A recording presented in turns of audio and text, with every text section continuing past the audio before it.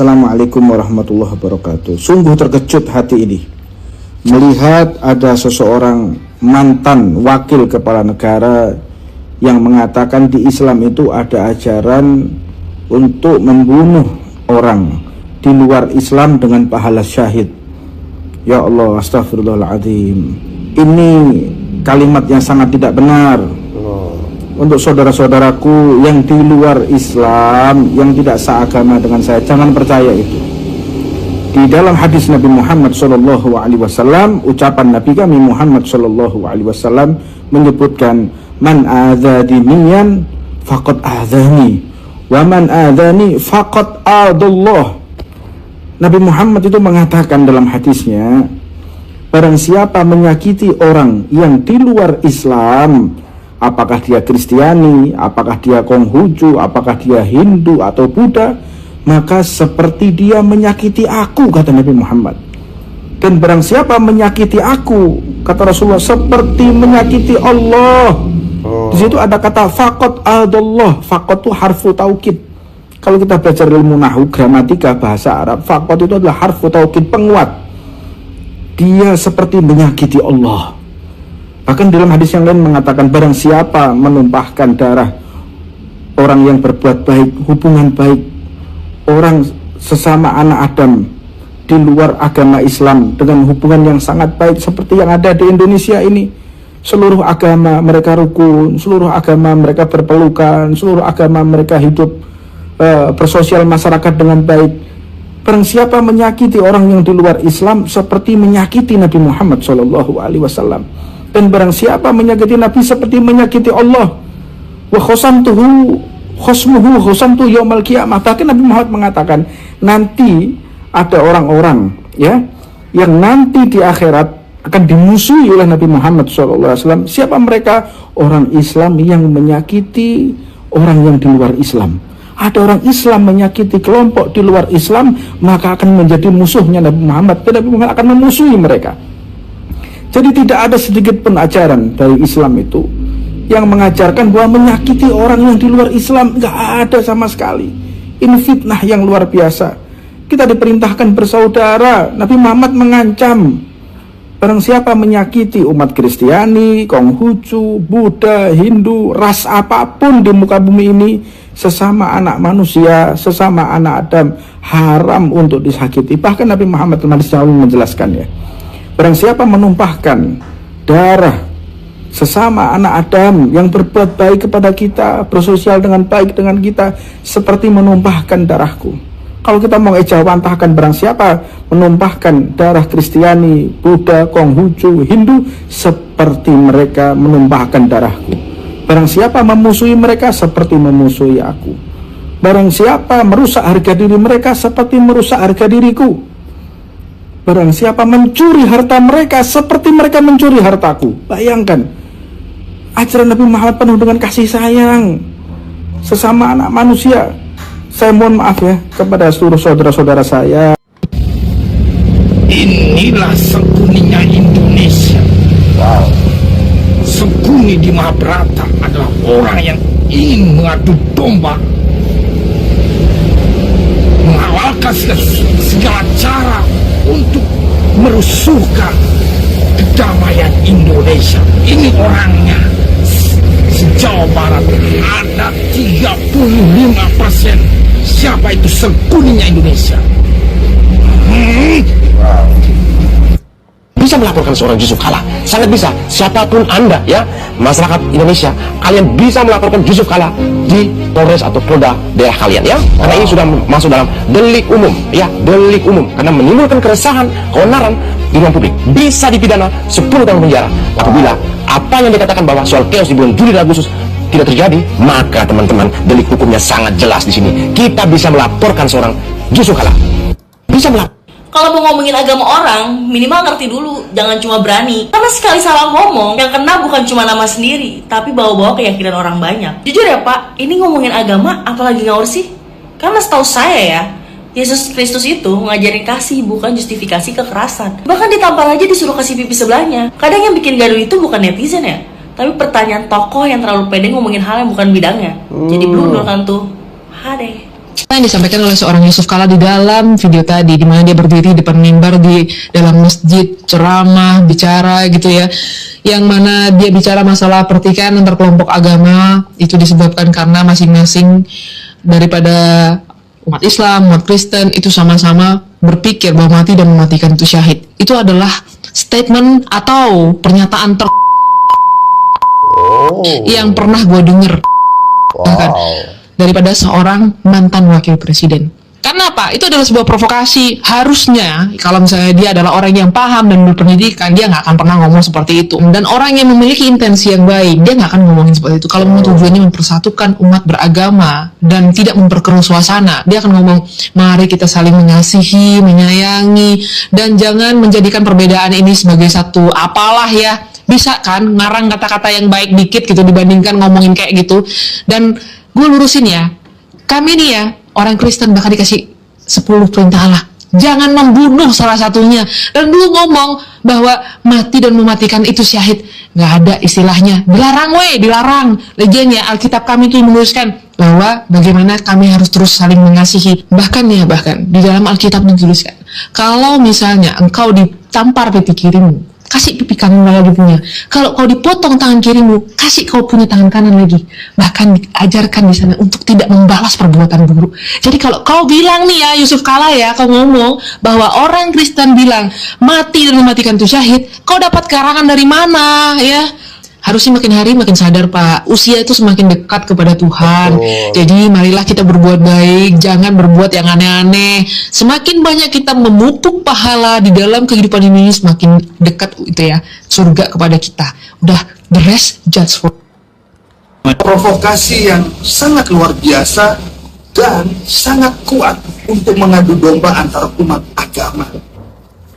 Bahkan Yusuf Kala melakukan provokasi ini di atas mimbar, yang dimana seharusnya mimbar itu digunakan untuk berkhotbah, untuk menyampaikan berita agama, untuk melakukan pengajaran agama yang baik, tapi digunakan oleh Yusuf Kala untuk memprovokasi. Mohon maaf, saya adalah orang Kristen, walaupun saya bukan orang yang agamis sekali, tapi selama saya memeluk agama Kristen, tidak ada satu kata pun ya yang pernah diajarkan untuk kita membunuh demi surga. Kita dibunuh atau membunuh itu mati syahid. Kita tidak pernah diajarkan itu sama sekali, dan di dalam Alkitab tidak pernah ada tertulis hal seperti itu. Bahkan kami selalu diajarkan untuk mengasihi siapapun, tidak harus sesama agama Kristen. Kita harus mengasihi sesama umat manusia. Kami diajarkan untuk mengampuni, bahkan memaafkan siapapun yang bersalah pada kita. Bahkan kita diajarkan apabila kamu ditampar pipi kiri, berikanlah pipi kanan. Dan saya yakin di agama manapun juga diajarkan untuk saling memaafkan dan mengampuni. Diajarkan hal-hal yang baik, bukan diajarkan untuk membunuh dan lain-lain. Saya berharap pihak berwajib, kepolisian, harus segera menangkap Yusuf Kala yang dimana terang-terangan terbukti ya memprovokasi, mengadu domba antar umat agama yang membuat Indonesia terpecah belah, yang dimana Indonesia adalah negara Bhinneka Tunggal Ika. Pak Ucu, udah enak-enak menikmati masa tua setelah tidak lagi menjabat sebagai wakil presiden.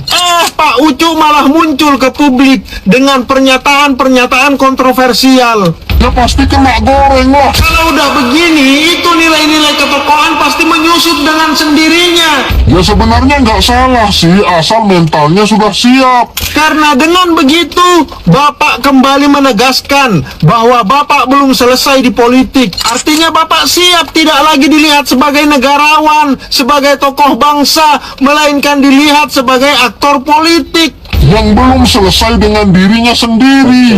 Saya cuma menyayangkan di usia segitu mestinya lebih banyak main sama cucu, jalan-jalan sama keluarga, menikmati sisa usia. Kalaupun mau memberikan pandangan untuk kebaikan bangsa ini, mestinya pandangan-pandangan yang konstruktif, tidak menuai pro kontra yang tajam di masyarakat.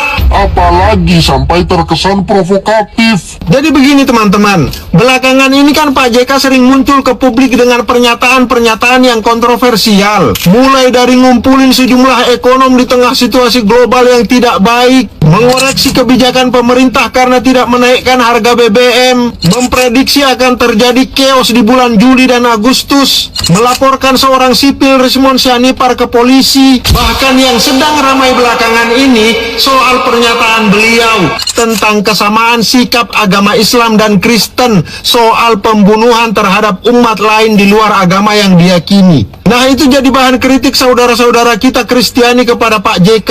Bahkan bukan hanya itu, di media sosial Pak JK habis dikuliti masa lalunya, track recordnya, mulai dari saat memimpin gerakan HMI dalam sebuah kerusuhan di Makassar, hingga utang-utang perusahaan beliau yang disebut numpuk di bank-bank milik pemerintah.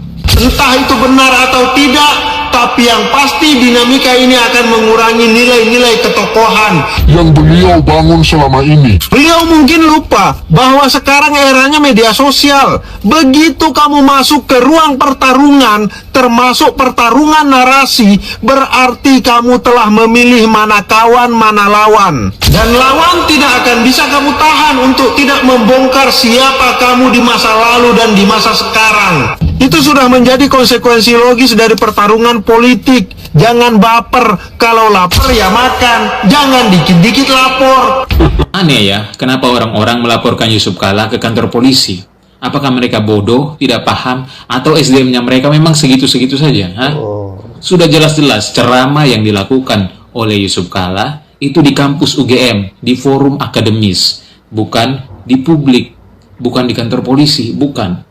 Itu di forum akademis.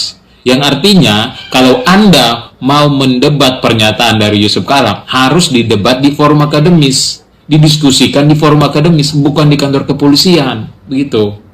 Jadi jangan bodoh-bodoh amat lah, begitu, ya. Jangan menodai forum akademis itu dengan laporan kepolisian. Jangan. Kalau Anda mau menyatakan pernyataan Yusuf Kalla itu salah, ya didebatkan di forum akademis, didiskusikan di forum akademis, bukan dilaporkan ke polisi. Itu kan goblok, begitu, bodoh. Jadi orang jangan bodoh-bodoh amat lah ya. Lihat konteks. Itu diucapkan di mana? Kalau diucapkan di forum akademis, ya didebatkan di forum akademis, didiskusikan di forum akademis, bukan dibuat laporan ke kepolisian, begitu. Ya. Kecuali Yusuf Kalla bicara itu di ruang publik, baru kalian boleh lapor ke kepolisian, gitu ya. Jangan mudah tersinggung ya. Mengerti konteks, paham? Kali ini saya mencoba menanggapi laporan terhadap Yusuf Kalla atau JK terkait dugaan penistaan agama dalam ceramahnya di UGM, dan kita sudah viralkan video tersebut. JK mengatakan bahwa dalam ajaran agama Kristen juga mengajarkan bahwa membunuh Islam itu adalah mati syahid dalam kepercayaan ajaran agama Kristen. Kita sudah sanggah pernyataan itu, banyak orang juga yang telah menyanggah. Dan tidak berhenti sampai di situ, beberapa organisasi Kristen Katolik melaporkan Yusuf Kalla di Mabes Polri Jakarta. Oke, teman-teman, kita mau tanggapi ini. Ada beberapa alasan kuat mengapa banyak pihak skeptis bahwa hukum ini akan berjalan sampai di meja hijau.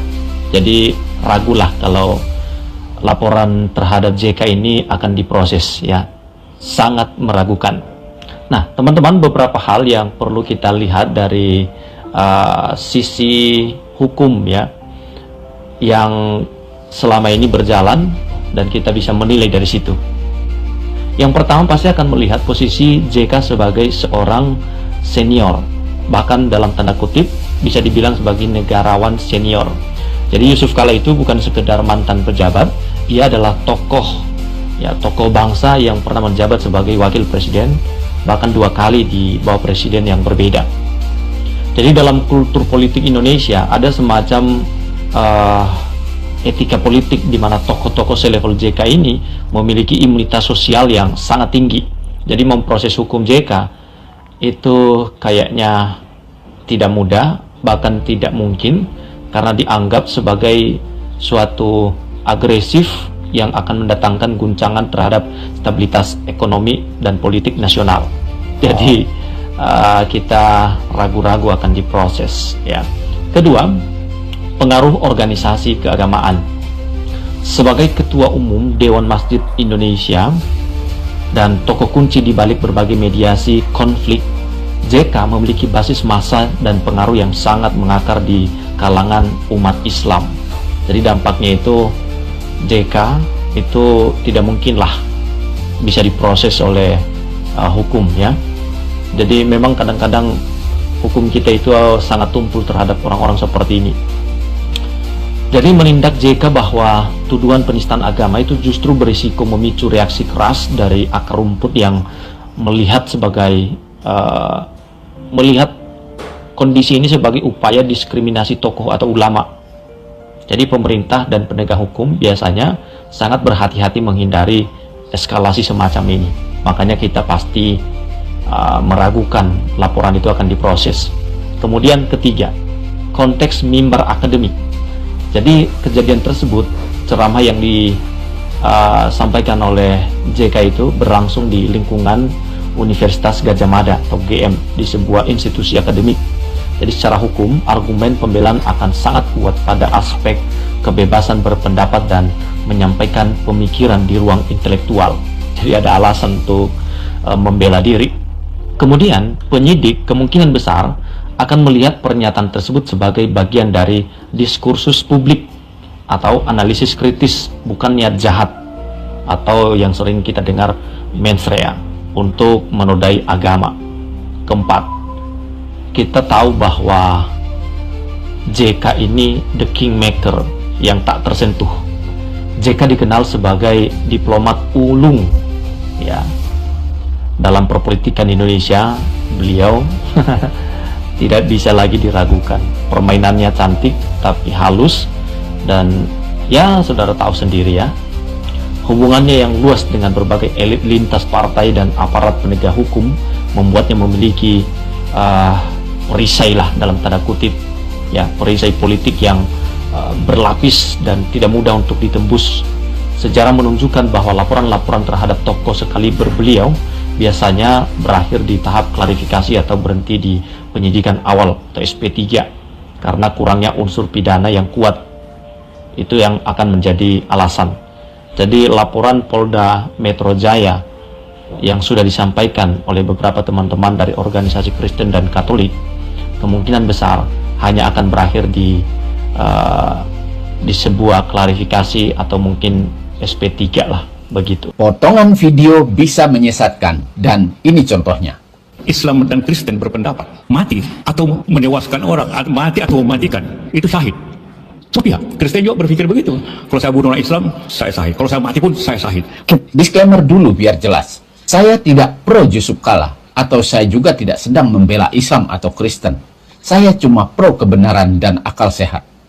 Lagi viral pernyataan Yusuf Kala yang seolah bilang bunuh atau mati sama dengan syahid. Semua agama berpikir begitu. Kedengarannya keras, iya. Tapi masalahnya bukan di kerasnya. Masalahnya di kesetengahan informasi. Mari kita luruskan tanpa emosi. Pakai logika.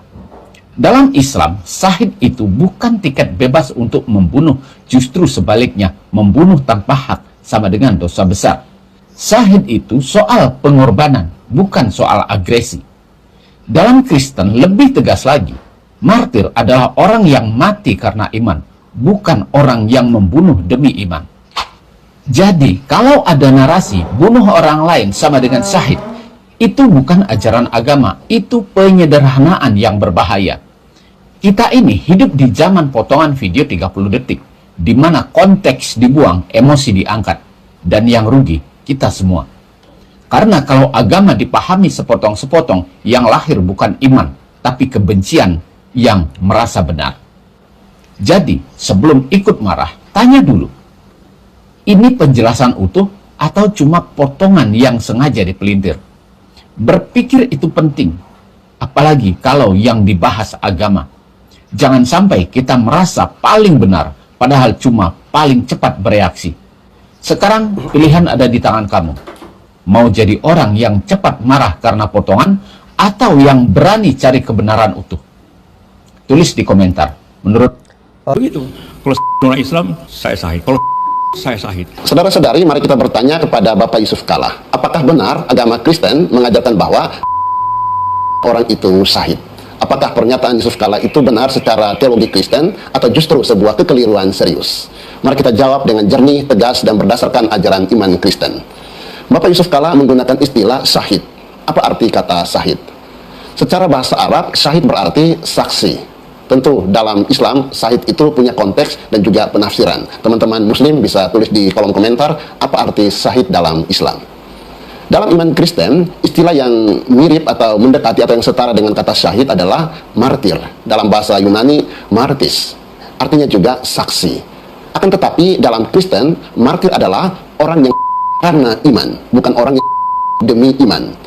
Contoh klasik dalam kitab suci yaitu Santo Stefanus, martir pertama dalam gereja yang dikisahkan dalam Kisah Para Rasul bab 7, di mana Stefanus tetapi dia mengampuni, bukan membalas. Jadi saya tegaskan bahwa dalam iman Kristen tidak pernah ada ajaran bahwa orang lain itu membuat seseorang menjadi syahid atau martir. Tidak pernah. Kita lihat ajaran Yesus. Dalam Injil Matius bab 5 ayat 44, Yesus berkata, "Kasihilah musuhmu dan berdoalah bagi mereka yang menganiaya kamu." Ini bukan sekedar nasihat rohani biasa. Ini adalah inti iman Kristen, iman Kristiani. Artinya apa? Artinya orang yang memusuhi kita tidak boleh dibenci, apalagi orang yang menyakiti, yang memusuhi kita justru harus didoakan. Maka sangat jelas ajaran Yesus berdiri berlawanan dengan logika. Dalam kekristenan, ukuran kebenaran itu bukan opini tokoh, bukan interpretasi bebas, tetapi ajaran Yesus sendiri. Maka ketika Yesus berkata, "Kasihilah musuhmu dan berdoalah bagi mereka yang menganiaya kamu," tidak ada tafsiran ganda di sini. Musuh tidak disuruh dilawan dengan musuh justru dikasihi, musuh justru didoakan. Maka ajaran Yesus tidak memberi ruang sedikit pun untuk membenarkan orang lain. Mari kita lihat konsistensi ajaran Yesus. Ketika Yesus ditangkap, muridnya yaitu Santo Petrus mengangkat. Apa reaksi Yesus? Dalam Injil Matius bab 26 ayat 52, Yesus berkata, "Masukkanlah itu kembali, sarungkanlah sebab barang siapa menggunakan akan binasa oleh." Ini sangat radikal. Dalam situasi paling kritis sekalipun, Yesus tidak pernah membenarkan. Dan bahkan untuk membela dirinya sendiri, Yesus menolak. Kalau membela diri saja ditolak, bagaimana mungkin orang lain bisa dianggap tindakan yang benar dalam iman Kristen? Ajaran Yesus ini dihayati Yesus sendiri, bahkan dalam peristiwa salib. Saat Yesus disalibkan, dia disiksa, dihina, tetapi apa yang Yesus katakan? Yesus berkata, Yesus berdoa, "Ya Bapa, ampunilah mereka, sebab mereka tidak tahu apa yang mereka perbuat." Lukas bab 23 ayat 34. Mungkin kalimat ini juga kita katakan kepada Bapak Yusuf Kala, "Ya Bapa, ampunilah mereka, sebab mereka tidak tahu apa yang mereka perbuat." Perhatikan ini baik-baik. Yesus tidak membalas, dia tidak mengutuk, dia tidak menggunakan, dia mengampuni. Maka kalau seseorang termasuk Yusuf Kala berkata bahwa bisa punya nilai rohani atau syahid dalam Kristen, maka pernyataan itu tidak hanya salah, tetapi bertentangan total dengan pusat iman Kristen. Karena dalam Kristen diajarkan, "Kasihilah musuhmu, berdoalah bagi mereka," bukan musuhmu. Ini bukan perbedaan kecil. Ini dua arah yang saling bertolak belakang. Maka secara jujur harus dikatakan, mengaitkan dengan ajaran Yesus adalah kesalahan logika dan kesalahan teologis sekaligus. Kekristenan bukan agama yang dibangun di atas tetapi di atas kasih, bahkan kasih kepada musuh. Saudara-saudari, sangat disayangkan apa yang dikatakan oleh tokoh Yusuf Kala. Pernyataan beliau ini menyentuh inti ajaran iman Kristiani, dan oleh karena pernyataannya menyentuh iman Kristiani, maka harus diluruskan. Sebagai tokoh bangsa dan mantan wakil presiden, sudah sepatutnya Bapak Yusuf Kala mengedepankan pernyataan yang memperkuat kerukunan antar umat beragama, bukan yang berpotensi menimbulkan kesalahpahaman di tengah masyarakat. Kita semua dipanggil untuk menjadi pembawa damai. Para pemimpin bangsa termasuk Bapak Yusuf Kala harus menjadi tokoh yang menyejukkan dan mempersatukan demi Indonesia yang rukun dan damai. Saudara-saudari, sekali lagi mengatakan bahwa Kristen membenarkan orang bukan hanya tidak tepat, tetapi itu menyesatkan pemahaman publik tentang iman Kristen. Karena iman Kristen berdiri di atas satu fondasi, yaitu kasih, bahkan kasih kepada musuh. Yesus mengajarkan dan memberi contoh, "Kasihilah musuhmu." Bahkan dalam kekristenan tidak akan pernah ada ruang untuk membenarkan orang lain. Gereja Katolik senantiasa berjuang untuk menghadirkan damai di dunia ini, bukan perang. Jadi, jika ada ajaran yang mendorong kebencian dan itu bukan ajaran Yesus, itu bukan ajaran Kristiani. Jika ada tindakan yang mengambil atas nama iman, itu bukan jalan Kristus. Karena jalan Kristus hanya satu, kasih yang radikal, kasih yang mengampuni, kasih yang tidak, dan disitulah iman Kristen berdiri. Saudara-saudari, tetaplah teguh dalam iman Katolik. Benedicat vos Deus, Pater et Filius et Spiritus Sanctus.